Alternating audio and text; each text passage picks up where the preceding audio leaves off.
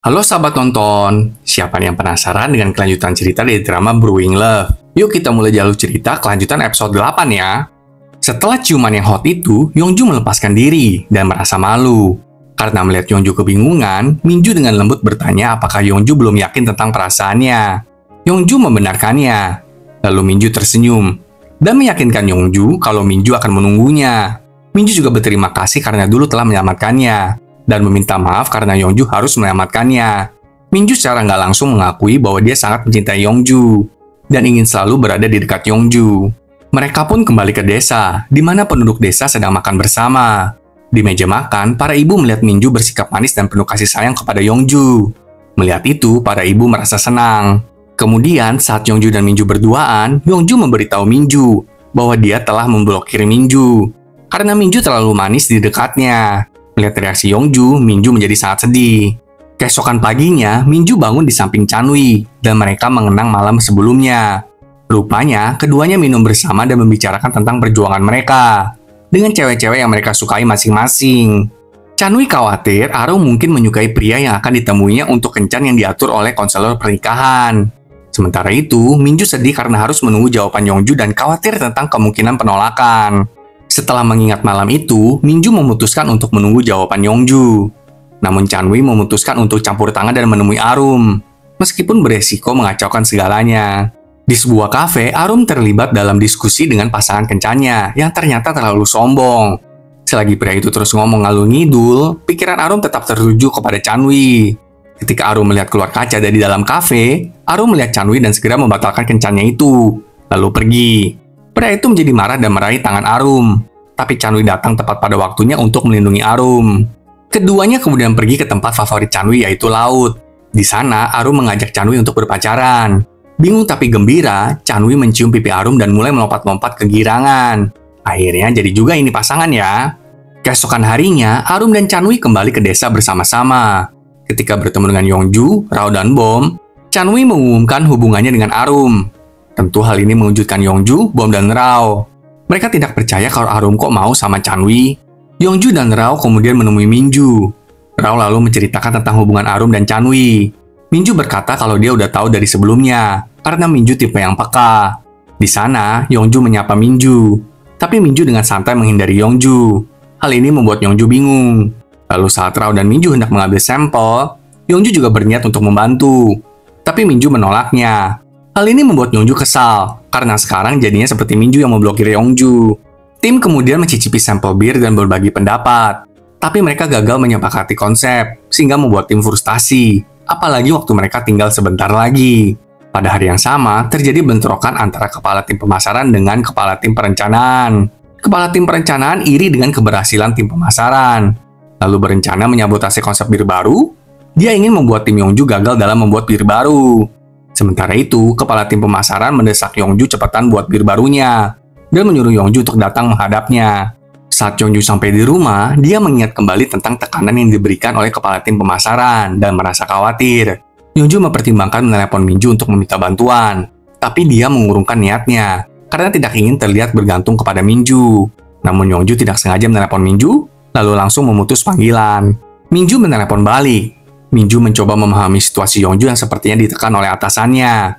Meskipun Yongju bersikap tegar, Minju menyadari bahwa Yongju sedang berjuang dan mengirimnya pesan semangat. Hal ini membuat Yongju tersipu. Keesokan harinya, sampel ketiga bir baru pun jadi, dan tim mengadakan rapat. Awalnya tim kembali merasakan mentok lagi setelah mencicipi sampel bir ketiga. Namun, setelah para ibu menyuguhkan kopi hasil desa kepada seluruh tim, Yongju jadi punya ide baru, dan meminta seluruh tim untuk segera ke pabrik bir Naro. Yongju mengusulkan rencananya untuk menawarkan beragam rasa bir untuk memenuhi selera orang-orang yang berbeda. Ide Yongju diterima dengan baik oleh seluruh tim. Saat di luar, Yongju bertemu dengan Juhi. Juhi adalah kepala tim pemasaran di perusahaan bir Baekmok. Minju keluar dan menyapa Juhi dengan namanya. Hal ini membuat Yongju bertanya-tanya bagaimana Minju mengenalnya. Tapi Yongju segera mengetahui bahwa Juhi adalah mantan pacar Minju semasa SMA.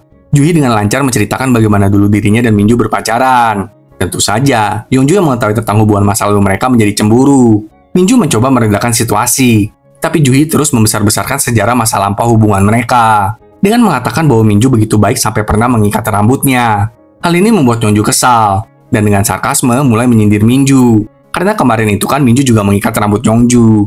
Yongju lalu pergi ke kebun untuk memetik daun, sambil menghayal dengan membayangkan jika dari SMA Yongju sudah bertemu dengan Minju. Aduh, Yongju ini ada-ada aja deh, kocak sih dia. Sementara itu, terungkap bahwa cerita Juhi tentang ikat rambut itu dilebih-lebihkan, dan Minju sebenarnya nggak terlalu memperhatikan Juhi segitunya. Minju lalu mencari Yongju dan mendapati Yongju sedang asik berhayal. Saat Yongju tersandung, Minju menangkapnya. Minju menggodanya dengan bertanya, apakah Yongju cemburu? Yang tentunya hal itu dibantah oleh Yongju. Minju kemudian mengajak Yongju berkencan, dan Yongju pun menyetujuinya, dan menganggap ajakan itu sebagai makan bersama antara kolega, bukan kencan. Keesokan harinya, Yongju berdandan, bahkan memakai gaun dan heels.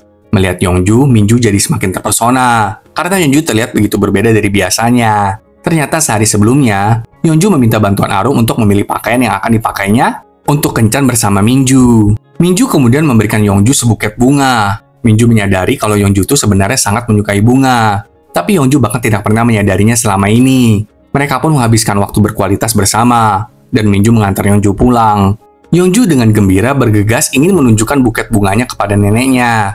Tapi kemudian Yongju menyadari sesuatu yang buruk telah terjadi. Yongju bergegas ke rumah sakit, dan adegan beralih ke Yongju yang sedang mendiskusikan tentang pengaturan pemakaman. Nenek Yongju meninggal, sahabat nonton. Selama pemakaman, Yongju mendengarkan pesan suara dari neneknya, yang meyakinkan Yongju untuk tidak merasa bersalah.